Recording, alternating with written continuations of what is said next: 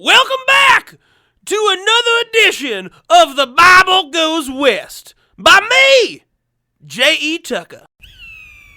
And boy, do we have one fine story for you today. Today, we're going to talk about the family of Jacob and Jacob's fight with the stranger. Genesis 14.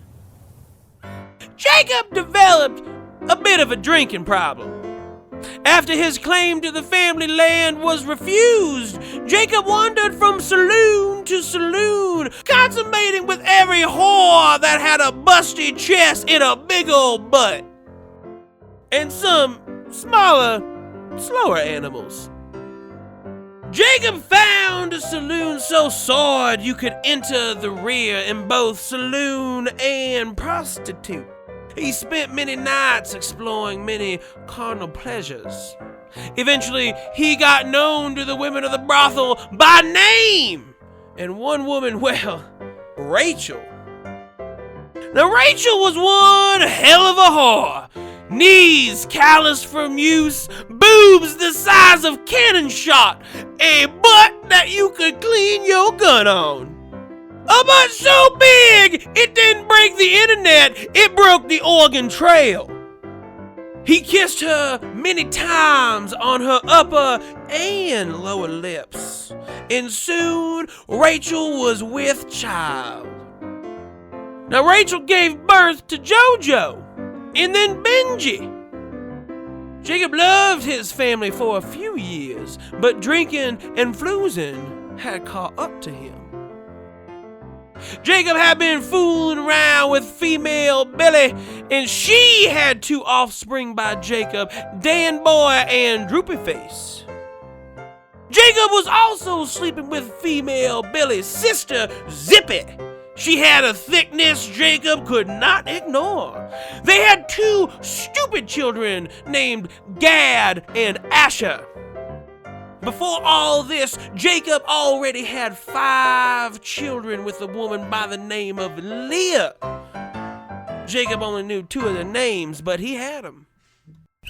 One night, after hours of drinking and calling out to young women, Jacob noticed there were many carriages stopped outside his home.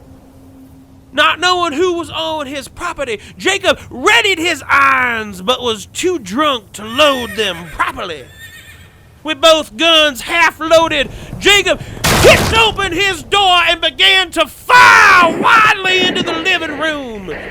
He sprayed bullets sporadically, never knowing if his weapons would fire deadly lead or just click, providing no satisfaction. The smoke cleared, and there sat Jacob's 5 ladies, looking angry as a hog with no slop. Rachel said to Jacob, "You lying cheat!" And Rachel threw the teapot at his head, barely missing. Female Billy charged at him, her nails scratching at his flesh, exchanging his sins for pain. Zippy followed her sister with a hot iron and brought it to Jacob's head. Leah, who had been standing over the violence with great glee, stopped the assault. She walked over to Jacob's bruised and bloody body. Leah bent and whispered in his ear. "I thought there were no others." She stood straight up and spat in his face. She said to her gang, "Finish it."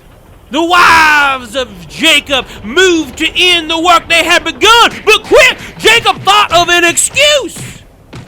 Jacob pleaded. Hey now, I know what you all must be thinking, that I'm no good, maybe even despicable. But what if I were to tell you that I was only following the law of the judge? Female Billy punched Jacob square in the jaw, saying, "There ain't been no law in this land since Abraham spit in God's general direction after the judge accused Isaac of being a scoundrel." Zippy followed. "Do not lie to us if you want to live." Jacob continued. I swear, the judge came down from a great hill and said I must sire as many children with as many women as possible, to battle my brother and take claim to his ranch. Yeah, I swear it. Rachel said to Jacob, That is a very tall tale you are trying to push through the door. She brought her gun to his temple. I would love to believe you, my husband, but you sit there bloody and bruised with no proof. Jacob spoke. I will go to the judge, and I'll get an order from his courts to show you. Rachel knew he was lying, but beating a wounded man to death was losing its glamour.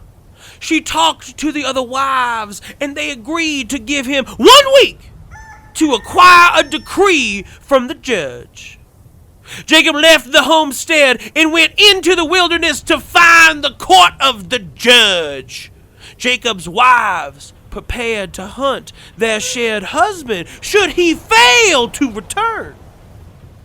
It was going to be the most fun you could have in the Wild West during Bible days without contracting syphilis and dying. Genesis 15. For 3 days, Jacob wandered the woods, getting as far as possible from the women he loved. Upon the end of the week, Jacob was many miles from those he wished to flee. Jacob found a saloon on the frontier he had never seen before and decided to get a drink.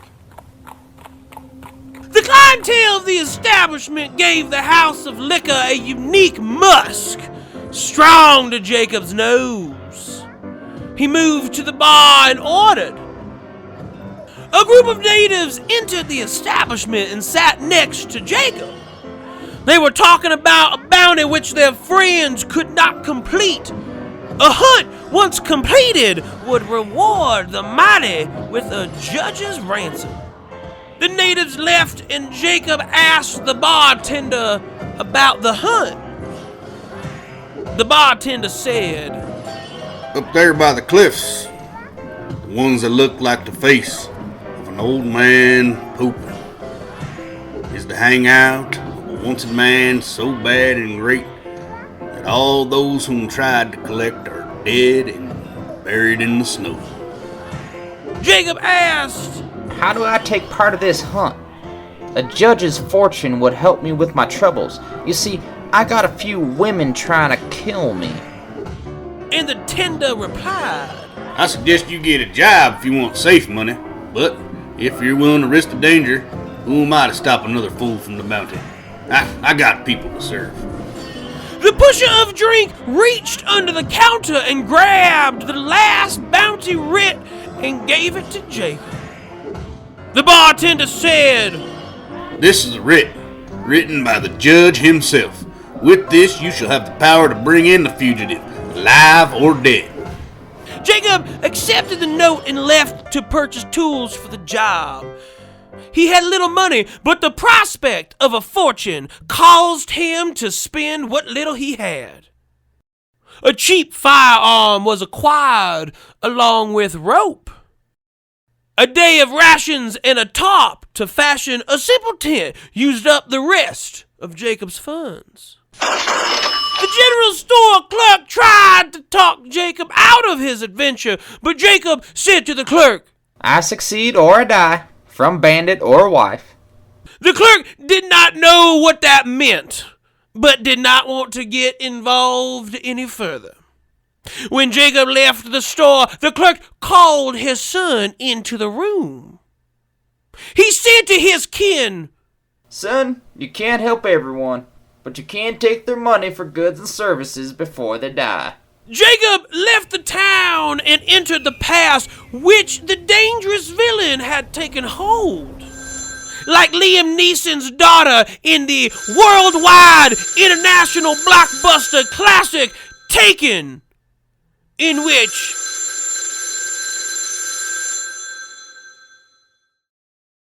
I have a bill collector calling me right now, and I do not want to answer the phone.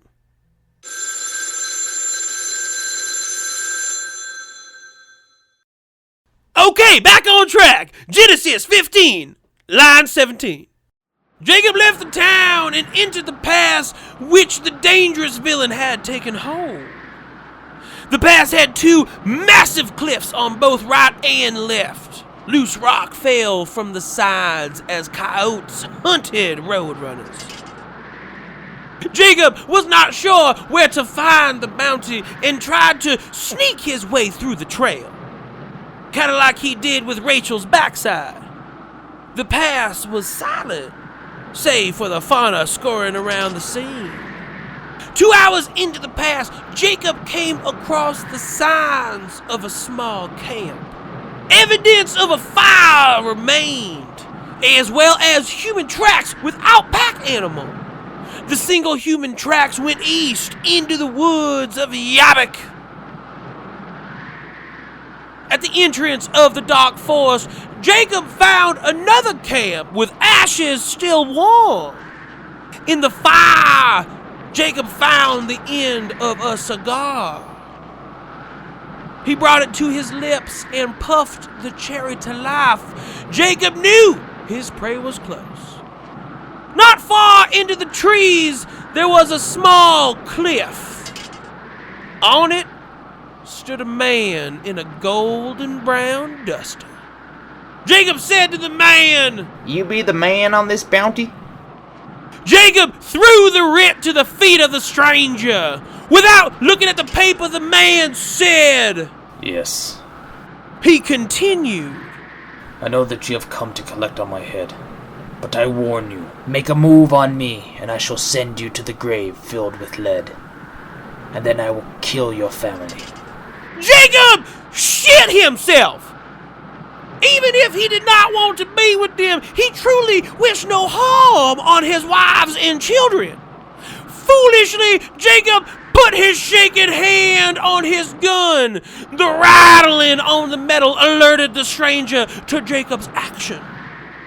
The stranger said, All right, you have decided your fate, boy. I'll give you to the count of 10 before I put one square between your beady little eyes. The stranger counted up from one.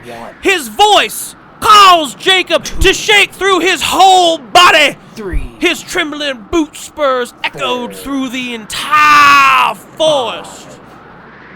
In both participants' minds, 7. Jacob was a dead man. 8. The stranger's count reached 10, and he drew on 10. Jacob.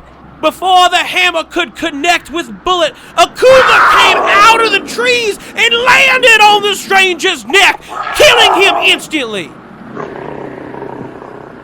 Jacob screamed Holy shit! and hid behind a tree. His enemy had been defeated by the West. He was safe from stranger. However, the beast was now devouring the proof Jacob needed so badly. The son of Isaac pulled out his gun and aimed it at the animal. He pulled the trigger and missed short by many yards. The lead ball bounced off the rocky ground, scaring the cougar into the wild, but coming back to Jacob and striking him in the thigh. Jacob gathered the body and made his way slowly back to town. And from that day on, Jacob walked with a crip walk, as if he had been whipped and then nay-nayed, if you know what I mean. Clarence, hit that Biggie, that notorious B.I.G. shit. You know that's my jam. Biggie, Biggie, Biggie. Can't you see? More like J-E, J-E, J-E. Tucker in your V.